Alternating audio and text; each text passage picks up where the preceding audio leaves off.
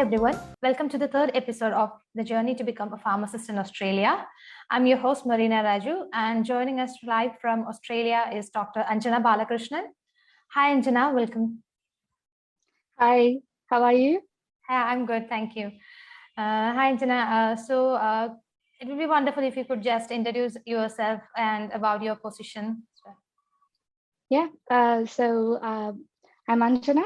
I'm a registered pharmacist working in the Goldfields region of Western Australia. I initially did all my pharmacy graduation from India, and I've been practicing here as a registered pharmacist from 1 year. And I've been in the pharmacy industry in Australia for like almost 2.5 years now. I was working initially in the state of Victoria. I just recently moved to Western Australia. It was quite an exciting journey for me, and I'm pleased for this opportunity. Yeah.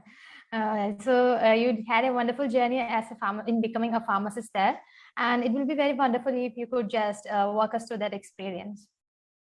Yeah, you are so right. It was very exciting and very challenging at the same time, because I did all my internship and registration process in the middle of a pandemic. So it was indeed challenging. Yeah, so I joined as an intern pharmacist in the month of August 2020. And I did the internship for like almost an year. And pardon? Yes. So you did your internship there in Australia. So how was that period? What duties did you have as an intern pharmacist there? What were the duties? How was your roles in a pharmacy? Everything pretty much what you do as a pharmacist, you will get the training when you're doing your internship. So the duties are not but limited to assisting with dispensing, patient counseling, helping with the health promotion services like sleep apnea services, vaccinations, meds checks, diabetic meds checks, asthma counseling, pretty much everything related to the medicines. And we have to assist with all aspects of the PBS claiming, and stock controlling, including the DDs and fridge lines, and assisting with the opioid therapies like rehabilitation, CPOP treatments. And these are the basic duties, but you will have it's a vast experience that you will gain through the internship. I'm sure that there is a lot which I have missed, but these are the main duties. And stocking, and also while you're doing the internship, it's a important thing that you have to complete an internship training program, an accredited training program. So there is quite a lot of maybe 3 or 4 training programs available in Australia, with PSA, with Pharmacy Guild, and Monash University and South Australia. So while you're doing the internship, you also have to go through the intern training program, where you will have to learn a lot, and even do a project on the basis of the topic that you choose. And it's actually like assignments and more like questioning answers sessions, and you have to submit all your works through the portal for them to assess.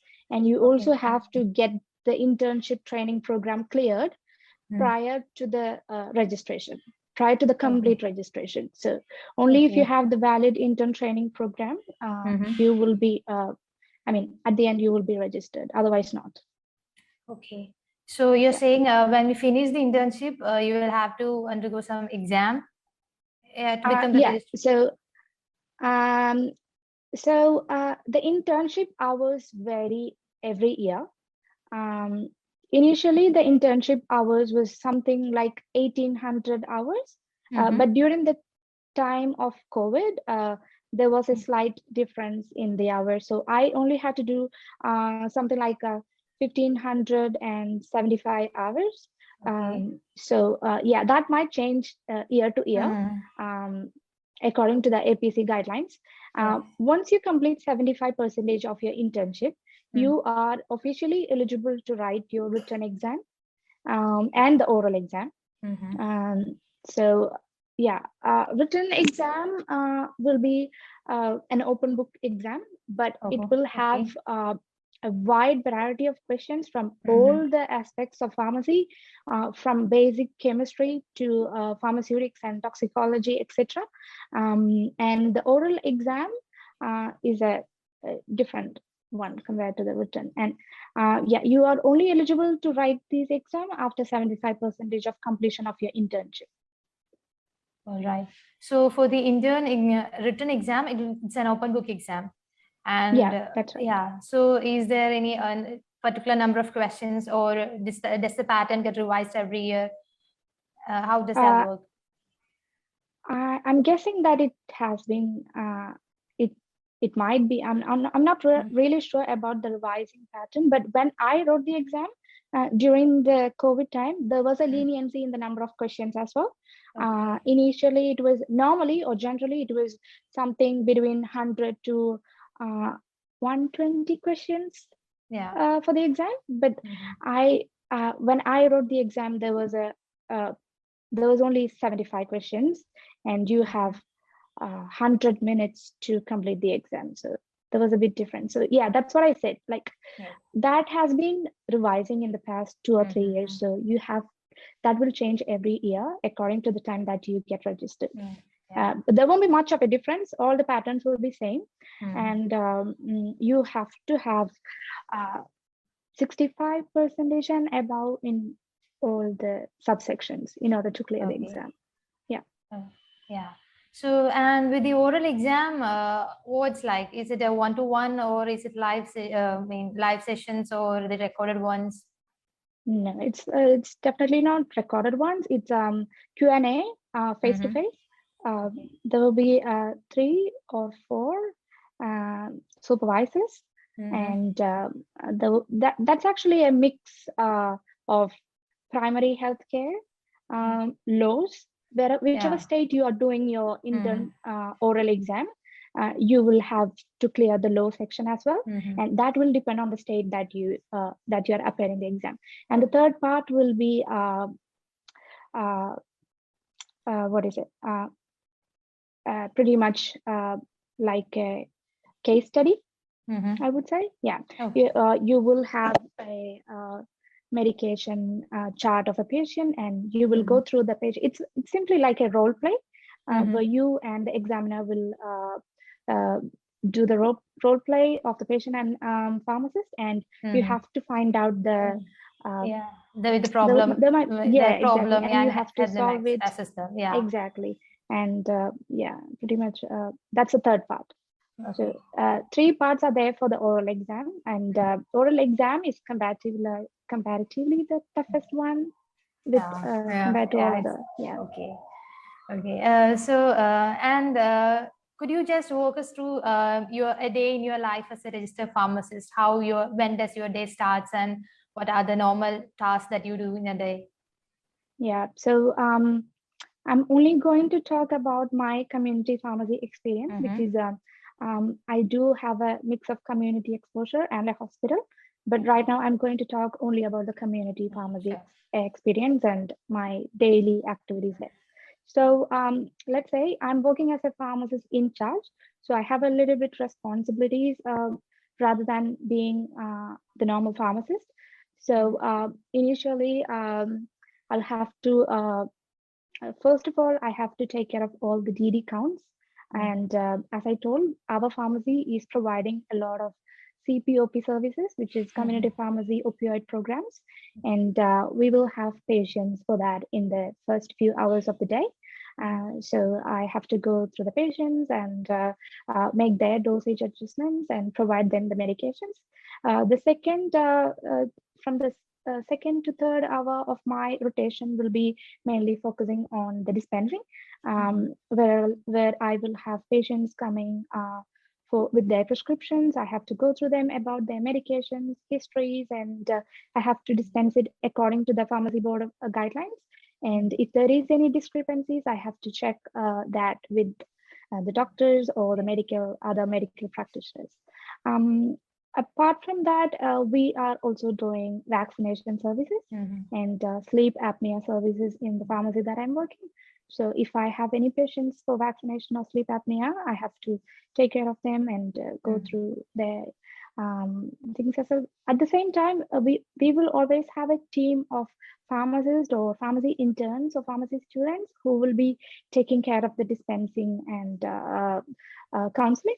And the other thing, what we will have to do is I have to check. There is a hell lot of Webster pack making going in the pharmacy. So we have a little bit of indigenous population in this community.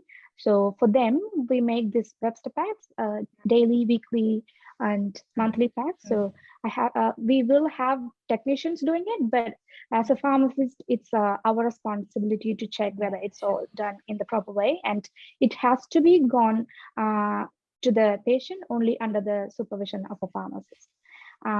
And there is new amendments coming every day. So at the moment, we also have to do supervised blood test if any patients have to go, or if any customer have to go overseas and stuff like that. And we also do medical certificate services and statutory declarations and stuff like that. I will also have to take care of the fridge lines, ordering them, stocking them, and especially DDs and fridge lines. It's all under the control of the pharmacist. No one else can actually have the access to it because it's actually locked in the safe. So yeah, so that's pretty much. And then there will be a lot of other duties depending on the day. Yes. Yeah. So and not another day is same as today, right? Exactly. A new day and new challenges. Yes, every day we learn something new, and it's never been the same any day. Yeah. All right. So before we wrap it up, do you have any words of wisdom for the aspiring pharmacists?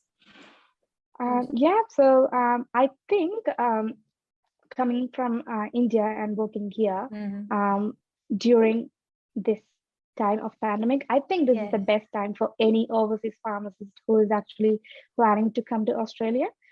Because there is a lot of demand for pharmacists at the moment, and there is a lot of opportunities available for overseas pharmacists at the moment compared to what it was before.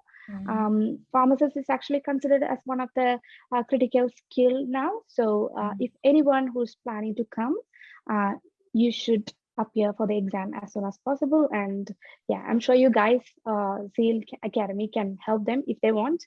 Yeah, there's a lot of opportunities going at the moment, and be open to any opportunities, because this is not forever. This might stop anytime. So whoever looking for the opportunities, I think you should grab it as soon as possible you can. Yes. Yeah. Nowadays, the COVID, it's becoming a part of our daily routine. So yeah, you just have to learn to live with it and use the best out of it. So yeah, all the best to those who are appearing for the exam or planning to appear for the exam. Yeah, sure. Yes. So thank you, Anjana. So thank you for spending your valuable time with us, and we wish you all the best for your future. Thank you. Thank you, Marina, for a wonderful evening. And thank you to Seal Academy for hosting a wonderful show. All the best to everyone. Thanks. Yeah, thank you, everyone. Bye-bye.